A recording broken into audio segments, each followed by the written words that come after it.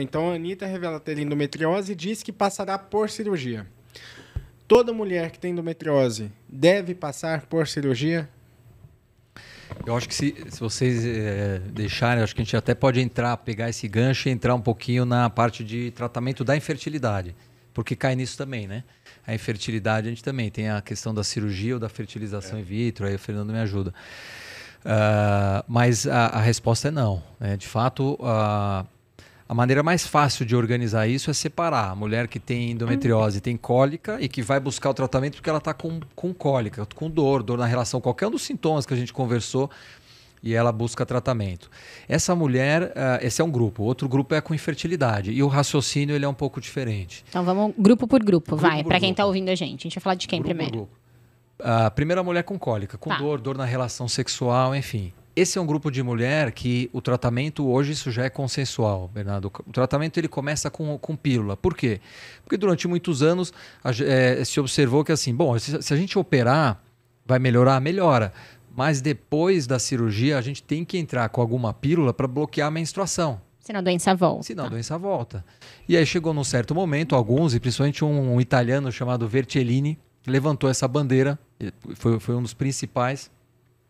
E ele falou o seguinte, se a gente vai ter que entrar com pílula para todo mundo depois, vamos inverter isso, vamos começar dando o contraceptivo, dando a pílula, de repente se ela já ficar bem, eu não preciso retirar a endometriose, ela fica lá e eu vou monitorando para ela não crescer como eu tinha falado. Então isso virou padrão, porque segue uma lógica muito, muito simples, que é de você ir do mais simples para o mais complexo, que é o tratamento cirúrgico. Então, de início, tratamento clínico, não melhorou a dor, ou a doença começa a crescer, ou eventualmente atingir o ureter, alguma estrutura mais delicada, a gente passa para o tratamento cirúrgico. Tá? Isso para mulher com dor. Aí só tem uma observação que é importante, porque recentemente um estudo foi observar esse aspecto só em mulheres com... só o aspecto dor na relação sexual. Elas tinham cólica também, mas o estudo se concentrou nisso. E eles foram verificar qual a proporção delas que melhoram a dor na relação sexual com a pílula e compararam com a cirurgia. E nesse grupo que tem muita dor na relação sexual, a cirurgia se destaca. Porque a cólica é uma dor que a gente pode simplificar dizendo que ela é inflamatória, é química.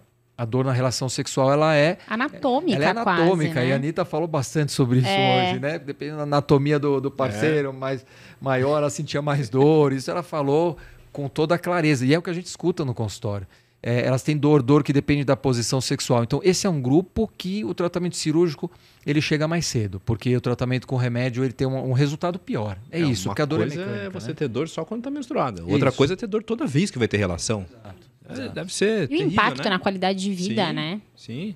E a gente sabe quanto é importante a sexualidade na vida das pessoas. Sim.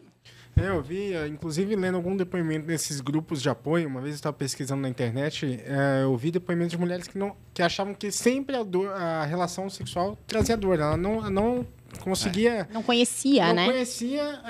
uma relação prazerosa. Uma relação prazerosa, exatamente. Sempre era dolorida, né? Tem mulheres que sempre sentiram dor, né? Exato. E o grupo com infertilidade? Bom, o grupo com infertilidade é um pouquinho mais complicado, né? Essa análise. Porque a gente tem duas opções de tratamento, mas isso é interessante, que começa simples e depois fica complicado. Começa simples. Temos duas opções, Amanda. Ou cirurgia para remover a endometriose, ou fertilização in vitro. Bom, até aí tudo bem. Agora, qual mulher vai para um caminho, qual vai para outro caminho? E o grande problema, que eu acho que é talvez o mais importante falar sobre isso, é que quando a gente tem duas opções e a gente começa a decidir se eu vou para lá ou se eu vou para cá, é muito natural para todos nós ficar com a impressão de que tem uma certa e uma errada. Ou seja, uma opção é boa e a outra opção é ruim. Qual que é melhor? A fertilização in vitro, então a cirurgia é ruim, ou a cirurgia, a fertilização in vitro é ruim? E não é o caso. A polêmica toda e a dificuldade é porque são duas opções que têm bons resultados. Então, eu acho que esse é um ponto de partida importante, até porque certamente tem um monte de mulheres que estão vendo, que vão assistir depois, e que estão indo para uma cirurgia e para tratar a infertilidade. Então, é importante saber que nenhuma das duas opções é ruim, mas a gente vai individualizar.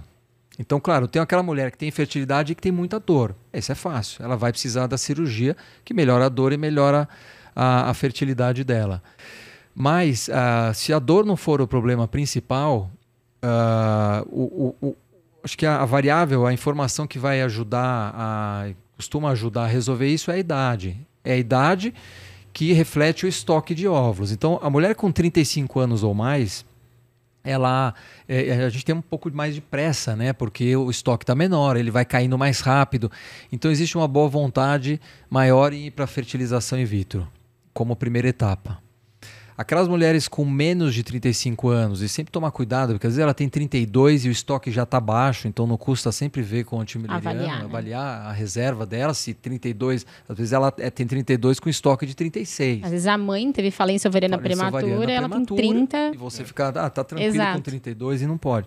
Mas se o estoque for bom, a opção de cirurgia e depois tentando engravidar naturalmente é interessante. Mas claro, a gente tem que avaliar o útero, as trompas, né, ou as tubas, que são fundamentais para o espermatozoide chegar até o óvulo e a gravidez natural acontecer, e o fator masculino, né? A gente tem que verificar se o homem tem espermograma normal. É porque não adianta nada a gente investir, né, por exemplo, na possibilidade de uma gestação natural, sendo que o parceiro tem um fator masculino grave, que é o que infelizmente a gente vê acontecer muito, ou né? A mulher também tem alteração nas trompas, né? Exato. Que aí ela não vai conseguir engravidar natural. E eu sempre falo isso também para os pacientes. Se você for em 10 médicos diferentes, com o mesmo exame, as mesmas queixas, pode ser que ela saia com 11 opiniões diferentes também. Sim. E não é porque os médicos não sabem nada, não é isso. É porque é muito difícil. Quando é uma endometriose muito avançada, aí não tem muita questão. Essa daí, praticamente, a gente vai acabar parando numa cirurgia em algum momento. Se não for para engravidar, pode ser depois ou antes, enfim. Ela é bem avançada, então é fácil diagnosticar, é fácil definir o tratamento. Mas aquelas que são intermediárias ou que são mais incipientes, essas é que a decisão é difícil.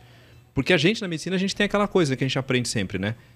Antes de tudo, não levar danos ao paciente. É o primo non nocere, que vem do latim, né? E se você começa a colocar a pessoa nos tratamentos muito sofisticados ou que tem muito risco, talvez ele não esteja te ajudando, né? E aí é que está essa dúvida do que fazer. Se você começa por algo mais simples ou mais complexo, sempre pensando no bem-estar da paciente no primeiro momento.